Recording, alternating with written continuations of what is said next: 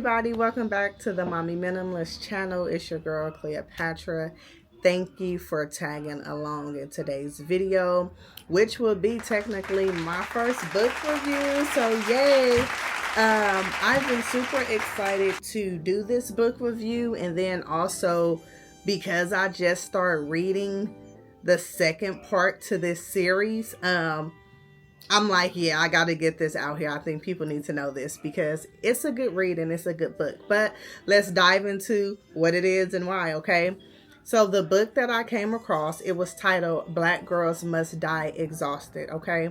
And the author, it was Jane Allen. Now, here's the thing, guys. I did not pick up this book manually. It was actually an Audible. So when I came across the book, I was super intrigued by the title, and I was intrigued in a way that it kind of took me aback, just because I was just like, dang, why do black girls have to die exhausted? Like, it sounded so unfair and just so cruel, in a sense of just like, damn, don't no other nationality have to die exhausted? And like, again, I know other women probably die exhausted that's in other nationalities, but the title, it just really stood out, and it kind of stuck me in my heart a little bit. So that's what intrigued me.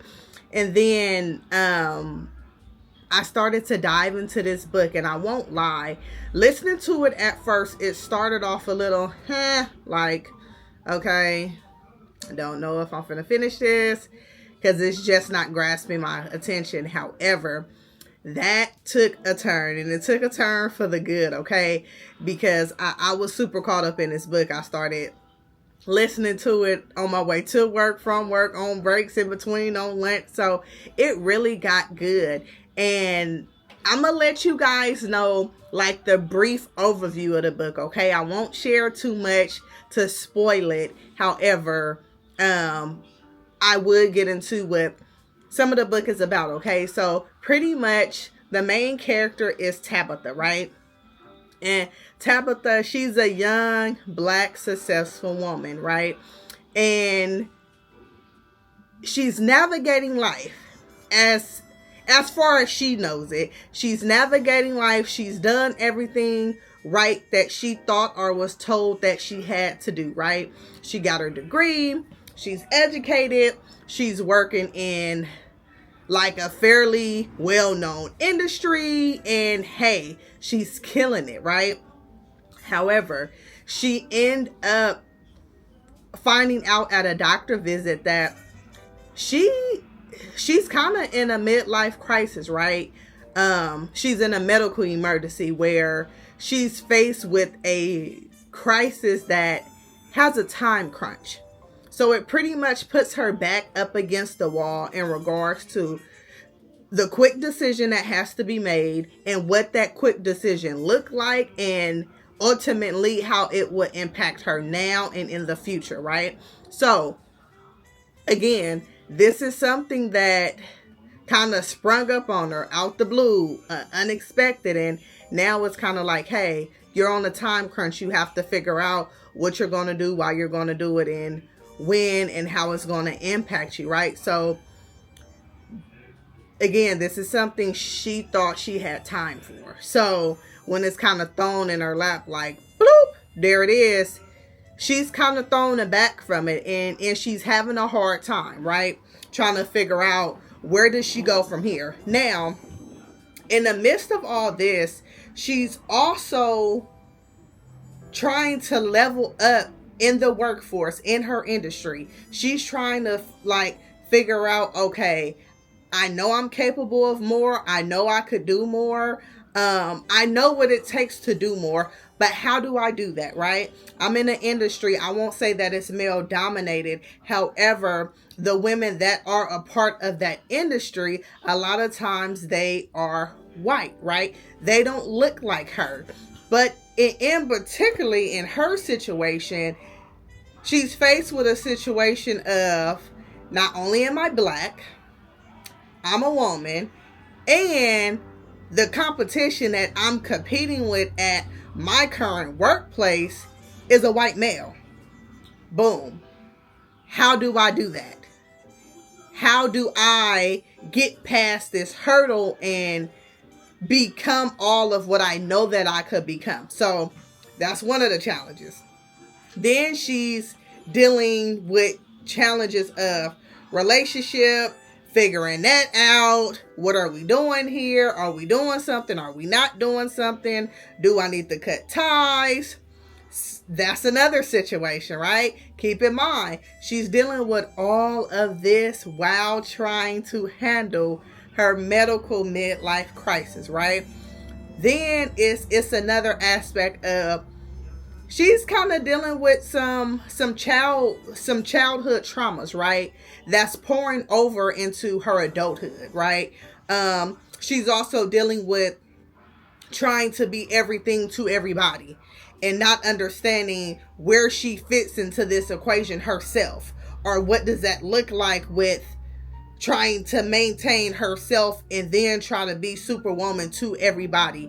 The book is really interesting, and it dives deep into a lot of different things that I do feel Black women face every day, right?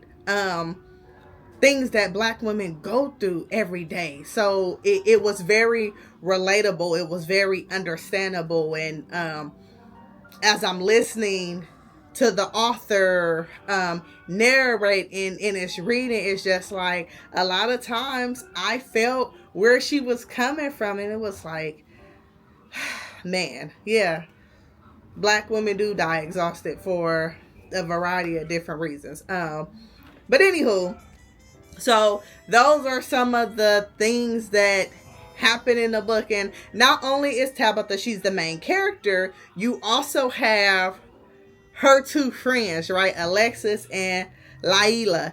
Now keep in mind, these women, they're going through their own things, right? On their side. So you're getting a dose of three different women that are at three different points in their life. They're experiencing three different things, and at the same time, it's like they're trying to figure out friendship, life, motherhood, and everything in between. So it's a lot, right?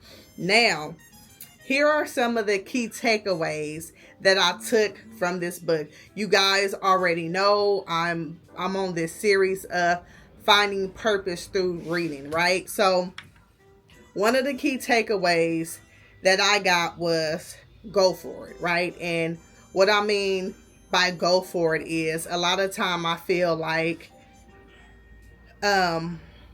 Black women, or I could say women even in general, we tend to not go for something because we think that we won't get it for a variety of reasons. Example, the workplace, right? We might want a supervisor position or a lead or whatever the case may be, right? It's a up from where we currently are, but it might be somebody else that's of another race that's going for the same position. And I know from experience, and I know from seeing this play out in real life, that some people won't go for it just because of the thought of, I'm not gonna get it anyway. Such and such is running for the same position. I already know they favor her, they like her for whatever reason. Like it's that, and you see that a lot in the workplace. So out this book, one of the takeaways I got was go for it, despite what all of the valid reasons may be that you may feel like, hey, I'm not going to get it for X, Y, and Z. Don't shoot yourself in the foot. At the end of the day, go for it. Do it. At least you say you tried. Even if you don't get it, at least you could be like, hey, I wasn't scared and I went for it. Or, hey, I was scared, but I still went for it. Who the heck knows? You just might get the position because you don't know, right? The second thing that I got from it was learn to set boundaries regarding what you would tolerate and what you won't tolerate. And women in general, it's just not Black women. Women in general, I feel like we tolerate a lot. And here's the thing, everybody's tolerance is different. You may tolerate more than what I'm willing to tolerate, or you might tolerate a situation that I won't tolerate. But understanding what your boundaries are and learning to stick with those. So once those boundaries are overridden or they're overstepped, that's like cut ties at that point. No, learn how to do that. Another thing that I took away from this book, a key takeaway, was you can't be there for everybody every time, and that's okay. I feel like as women, we tend to be super women. Like, we go crazy. We're amazing. Like, the things women are able to do, it truly inspires me, and it blows my mind when I hear people testimony, or I hear their stories, or I'm able to see it in a movie or a documentary about the obstacles women have faced, they have overcome, they have endured, and they still push on, and they still move forward, and they still just push through. Hold your head up. Oh my gosh, like, we're amazing. However, I do realize that some of us, we could tend to put the world on our shoulders and feel like, man, I gotta show up for everybody. Example, I'm a wife, man, I gotta show up for my husband. I'm a mom, man, I gotta show up for my children. I'm a daughter, I'm a sister, I'm a cousin, I'm an auntie, I'm somebody at church, I'm somebody at work. Like, I'm all these different things, and feeling like, oh man, I gotta show up for everybody. But come to realizing, like, when do you show up for yourself? Right? And then even in the midst of that, while I'm trying to be everything to everybody, something is going to get missed. Somebody is not going to be pleased with me not being able to be there that one time, or whatever the case may be, but being okay with that and understanding that you're human, understanding that you're one person, understanding that I may not be there all the time, but that's okay. It doesn't mean I don't love you. It doesn't mean that I don't care about what you're going through. It doesn't mean I don't have empathy. I don't have sympathy. It doesn't mean any of that. It simply means I'm human. And so I'm not God. I can't be every place all at one time. I'm only one person. So, that was like a powerful one. I really held on to throughout the course of the book. And again, just life experiences, things that I have experienced, gone through, and things of that nature. I was just like, yeah, that kind of hit it on the head. So those were 3 key takeaways that I got through the book. That was one of the ways I could say, hey, finding purpose through reading, right? With those takeaways, I'm able to take those away. I'm able to implement and apply that in my life, and hopefully, if the shoe fits, you do the same in your life, right? It's okay. It's this book called life. It's a learning thing, and we learn it every day, right? Nobody knows it all. Nobody has a playbook, right? There's not a playbook for this thing called life. It's just called lessons, experiences, and learning how to be better than what you were the day before. So that's that. Now, how we rating this book, y'all? So for me, I gotta keep it 100. I'm gonna do 4 out of 5. Let me tell you why. Like I said, when I initially started listening to the book, it did not grab my attention. I think I had to get into almost 3 chapters before I was slightly invested into the book. So that's that. Other than that, I feel like it hit everything. Like, once it captures your attention, you're captured, and you hook.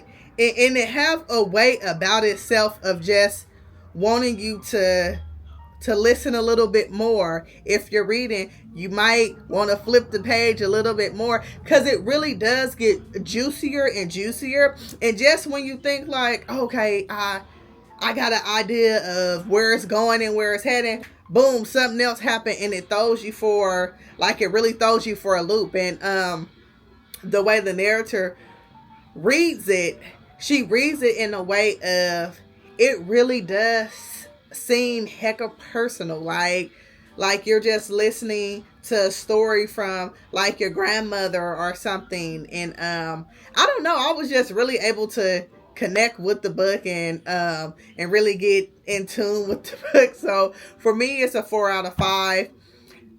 Guys, pick up the book, whether you pick it up or listen to it on Audible. Go get the book. It's a good read. If you do get the book, or if you already read the book, please comment down below, like, what was your key takeaways, how you think the first book did, like, what was your viewpoints. I want to know, like, I really want to know how you guys feeling about this book and your thoughts on the book. Yeah, so we're gonna end this video with that. Comment down below if you like this book recommendation. Don't forget to like, comment, subscribe, thumbs up this video. We'll be back with book 2 of this series, which is, I believe, is All Black Girls Are Magic. That's what I'm reading right now. So yeah, we'll be back with the second book review of this series by Jane Allen, titled All Black Girls Die Exhausted. Until next time, I hope you guys stay blessed, stay stress-free, and stay loving to one another. Bye, guys.